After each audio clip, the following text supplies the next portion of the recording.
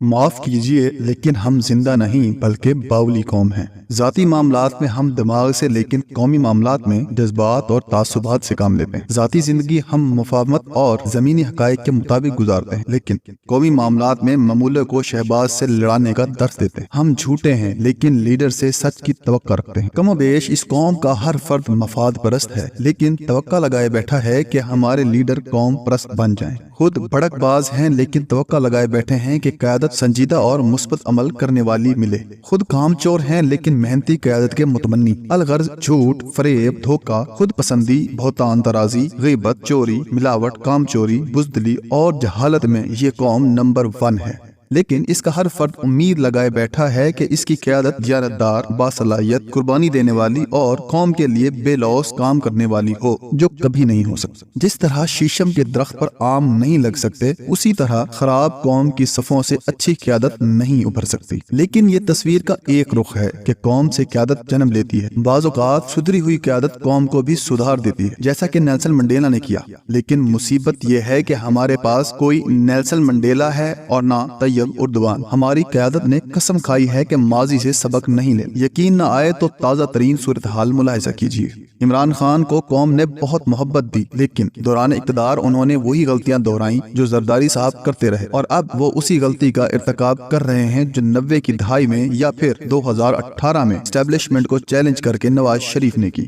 انہوں نے یہ نہیں دیکھا کہ وہ طیب اردگان ہیں اور نہ ان کی پارٹی اردوان کی پارٹی، لیکن اسٹیبلشمنٹ سے تنازع مول لے لی۔ عمران خان بوٹ کو عزت دو کے نعرے کے ساتھ لیڈر اور حکمران بنے تھے، لیکن آج انہوں نے نواز شریف کے ووٹ کو عزت دو کے بیانیے کو اپنا لیا ہے۔ یوں دیوار پر لکھا نظر آ رہا ہے کہ ان کا انجام بھی وہی ہوگا جو نواز شریف کا ہوا، اور انہیں تب معافی ملے گی جب وہ ووٹ کو عزت دو کی بجائے ووٹ کو عزت دو کے بیانیے پر آ جائیں گے۔ میاں نواز شریف کے کردار کو ملاحظہ کیجیے۔ وہ ہمیشہ ووٹ کو عزت دے کر اقتدار میں آتے ہیں، لیکن مقتدر بننے کے بعد طیب اردوان بننے کی کوشش کرتے ہیں۔ ان کی بنیادی غلطی یہ ہے کہ وہ ووٹ کو عزت دو کے بیانیے کے ساتھ کبھی اقتدار میں نہیں آئے۔ عوامی قوت کو اپنانے اور اپنی جماعت کے اندر جمہوریت لا کر مضبوط بنیادوں پر کھڑا کرنے کے بجائے وہ ووٹ کو عزت دے کر اقتدار میں آتے ہیں، لیکن اقتدار میں آنے کے بعد ووٹ کو عزت دو کا نعرہ بلند کر کے طیب اردوان بننے کی کوشش کرتے ہیں، جس کی وجہ سے انہیں ایوان اقتدار سے باہر نکال کر جیل یا بیرون ملک پہنچا دیا جاتا ہے۔ افسوس کہ میاں نواز شریف نے بھی ماضی سے کوئی سبق نہیں لیا، اور اب ایک بار پھر وہ ووٹ کو عزت دو کی بجائے ووٹ کو عزت دو کے بیانیے کے ساتھ اقتدار میں آنے کی غلطی دہرا رہے ہیں۔ زرداری صاحب بھی غلطیاں دہرانے کے حوالے سے انتہائی مستقل مزاج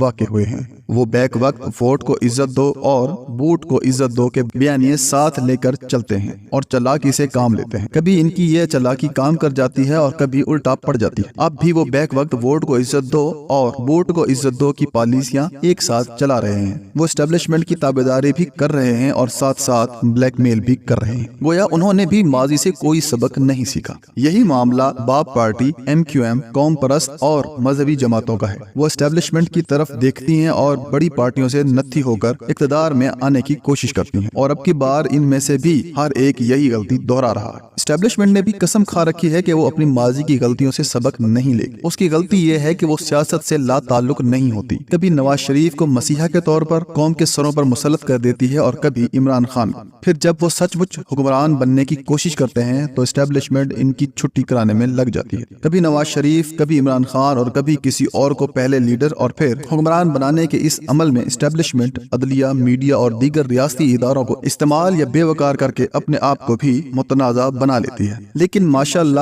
ہر تجربے کی ناکامی کے باوجود وہ اپنی اس روش سے باز نہیں آئی۔ ہونا تو یہ چاہیے کہ وہ تائب ہو کر سیاست، عدالت اور صحافت کو اپنے حال پر چھوڑ دے اور خود اپنے اصل کام یعنی ملک کی دفاع پر توجہ دے۔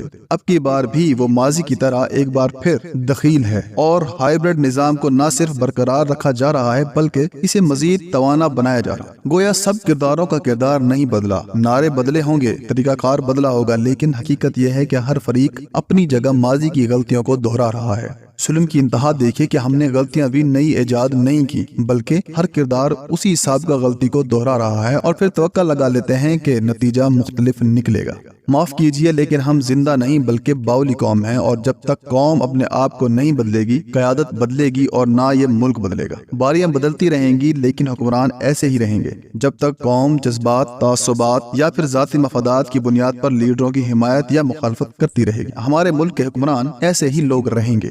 جلسے جلوس بھی ہوں گے اور انتخابات کے ڈرامے بھی، لیکن لیڈر سدھریں گے اور نہ ملک سدھرے گا۔ انتخابات سے غیر معمولی توقعات وابستہ کرنے والے احمقوں کی جنت میں رہتے ہیں۔ اگلے انتخابات صرف اسی حوالے سے مختلف ہوں گے کہ جو کچھ عمران خان 2018 کے انتخابات میں کر رہے تھے وہ اب میاں نواز شریف کریں گے، اور جو میاں نواز شریف نے اس وقت کیا تھا وہ اب عمران خان کریں گے۔ اسٹیبلشمنٹ نے سابقہ الیکشن میں جو سلوک نواز شریف کے ساتھ کیا تھا وہ اب کی بار عمران خان کے ساتھ کرے گی، اور عمران خان پر جو عنایتیں کی تھیں وہ اب نواز شریف پر کرے گی۔ یوں جلسے جلوس بھی ہوں گے، سیاسی ہلہ گلہ بھی ہوگا، لیکن جس طرح 2018 کے الیکشن میں نتیجہ پہلے سے معلوم تھا، اسی طرح 2024 کے انتخابات کا نتیجہ بھی پہلے سے معلوم ہے۔ بلکہ نتیجہ تو کیا، پھر انتخابات کے نتیجے کا جو نتیجہ نکلے گا اسٹیبلشمنٹ اور نواز شریف کے مزاج کی روشنی میں اس کی بھی پہلے سے پیشن گوئی کی جا سکتی ہے۔